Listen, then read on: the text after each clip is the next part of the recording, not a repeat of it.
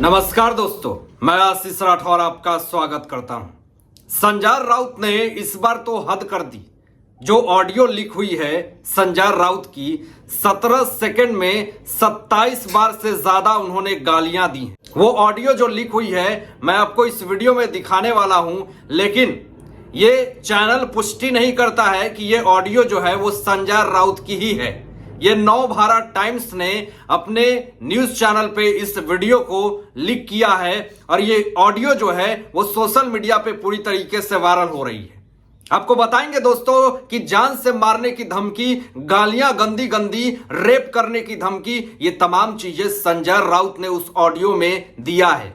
लेकिन जिस तरीके से उनकी बरबोलेपन के कारण जिस तरीके से वो प्रचलित हैं, हमने ऐसा नहीं सोचा था, पूरे देश ने नहीं सोचा था कि इस तरह की घटिया शब्दों का भी एक महिला के लिए वो प्रयोग करेंगे। लेकिन जिस तरीके से ये ऑडियो वायरल हो रही है दोस्तों, इस वीडियो को सुन करके आप खुद दंग रह जाएंगे। पहले आप इस ऑडियो को सुनिए कि आखिर संजय राउत ने किस तरीके से सारे इज्जत को नीलाम कर दिया, मटिया मेल कर दिया, तार तार कर दिया। एक महिला के लिए ऐसे अभद्र शब्द का प्रयोग आखिर संजय राउत कैसे कर सकते हैं? पहले आप इस ऑडियो को सुनिए। फोन ठेव. का फोन ठेव. नाही नाही असं का शहाणपणा करायचा नाही. फोन ठेव. हाऊ कॅन यू फॉरगेट अरे गाते मला शिकवते का तू? ऐकून घेतो म्हणून तू काय समजतेस का मला? माझ्या नादाला लागायचं नाही, तुला परत सांगतो मी. हे चेक करून ठेव. I am not interested in talking to you. हे रेकॉर्ड कर आणि पोलिसात घेऊन जा. तुला दाजीला जा. आय एम नॉट यू ना, खोटं बोलतो. मला माझी कॉलर पकडते का? माझी कॉलर पकडे लायकी आहे का तुझी? भेट आहे. तुझी लायकी तुला दाखवून थांब जरा, थोडे दिवस थांब. लायकी I know your plan.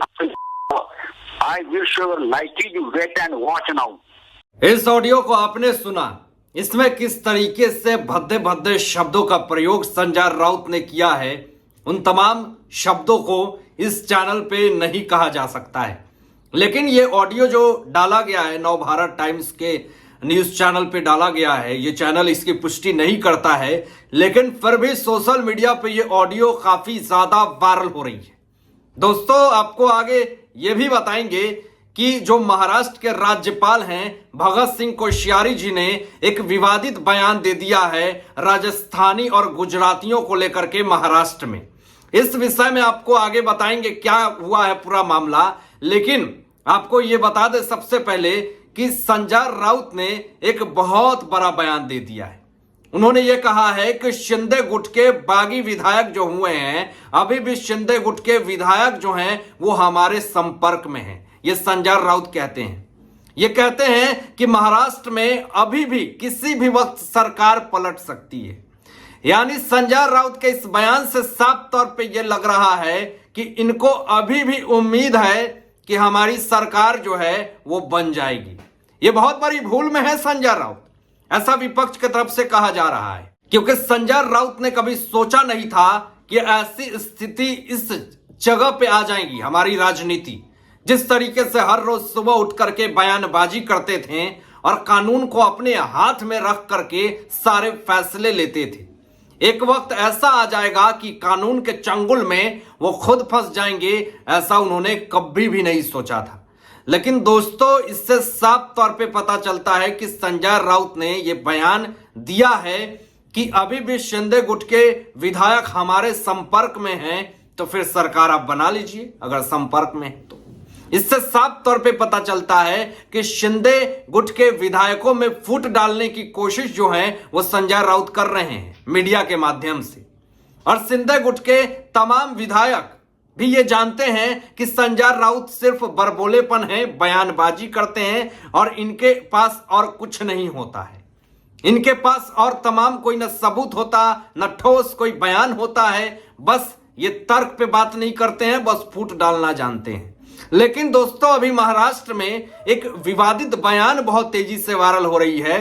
Maharashtra के राज्यपाल भगत सिंह कोश्यारी जी ने जिस तरीके से विवादित एक बयान दे दिया है तो पक्ष के तरफ से भी विपक्ष के तरफ से भी राज्यपाल को लेकर के, भगत सिंह कोश्यारी जी को लेकर के लोग बुरा कह रहे हैं। लेकिन आखिर वो बात क्या है वो आपको बताते हैं कि इस पे उद्धव ठाकरे, संजय राउत, दीपक केसरकर जी सब ने प्रतिक्रियाएं दी हैं, लेकिन आखिर वो बयान क्या है ये आपको बताते हैं। दोस्तों, सुबह से जो बखेड़ा शुरू हो गया है, भगत सिंह कोश्यारी जी ने एक सभा में संबोधित करते हुए ये एक बहुत बड़ा बयान दे दिया, विवादित बयान दे दिया। उन्होंने ये कहा कि अगर महाराष्ट्र में मुंबई से और ठाणे से अगर गुजरातियों और राजस्थानियों के पैसे, यानी वो तमाम लोग अगर यहाँ पे पैसे ना कमाएं, काम ना करें, अगर मुंबई और ठाणे से राजस्थानी और गुजराती अगर चले जाएं तो महाराष्ट्र में, मुंबई में कुछ बचेगा ही नहीं।